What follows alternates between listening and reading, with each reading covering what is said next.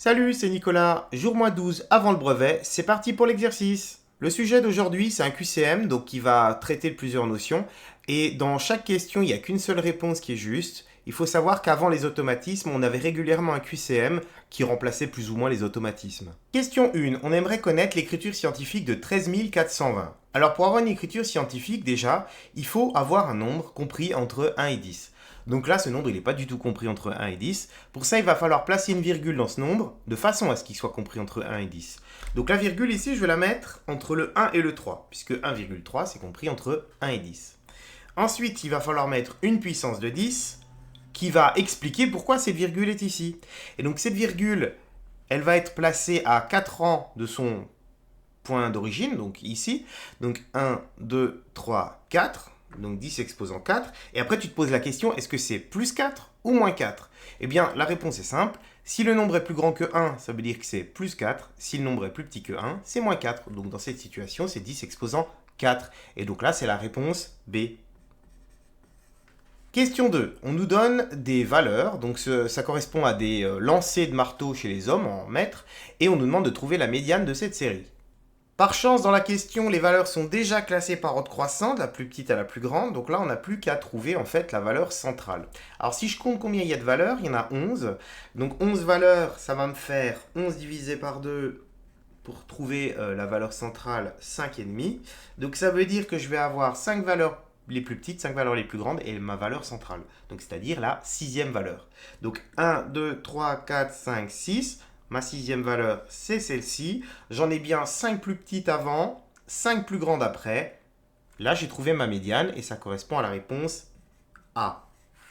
Question 3. Quelle est l'image du motif gris par la symétrie d'axe D sur la figure qu'on nous fournit à côté?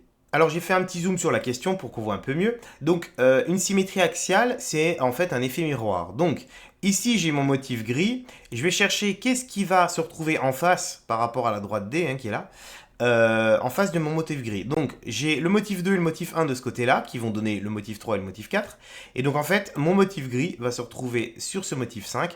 Tu vois, il faut imaginer qu'on plie le long de la droite D et on voit bien que la partie grise va se retrouver sur la figure numéro 5. Donc c'est la réponse C. Question 4. Quelle est l'image du motif gris par la rotation de centre haut et d'angle 90 degrés dans le sens anti-horaire? Alors, le sens anti-horaire, c'est le sens contraire des aiguilles d'une montre, donc c'est le sens de la flèche que je donne ici.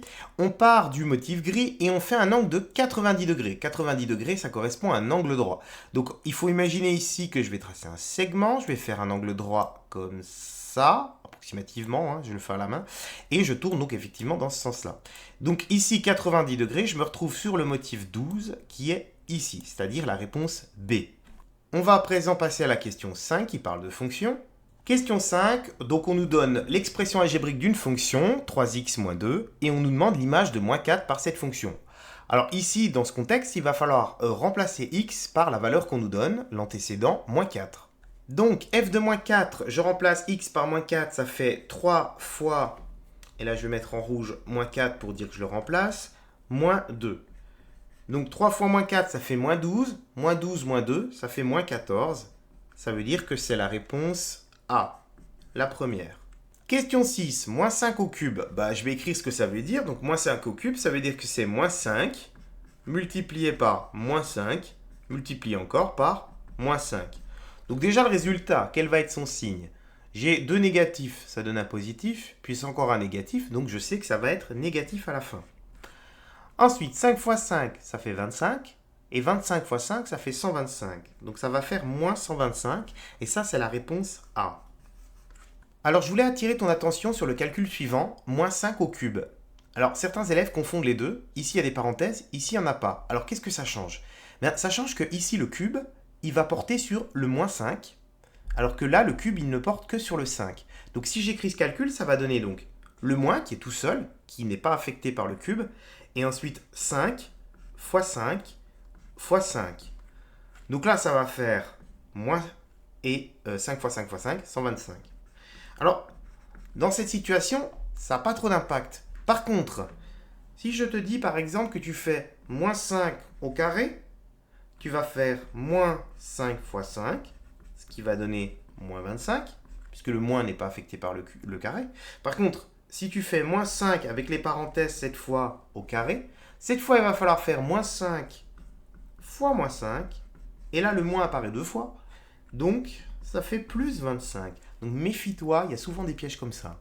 Alors on en a fini pour cet exercice et sache simplement que c'est pas parce que tu as des automatismes que tu n'auras plus de QCM. Il se peut qu'il y ait des questions à choix multiples à l'intérieur des automatismes. Il me reste plus qu'à te souhaiter une bonne journée et de bonnes révisions. On se retrouve demain pour le J-11 avant le brevet. Salut!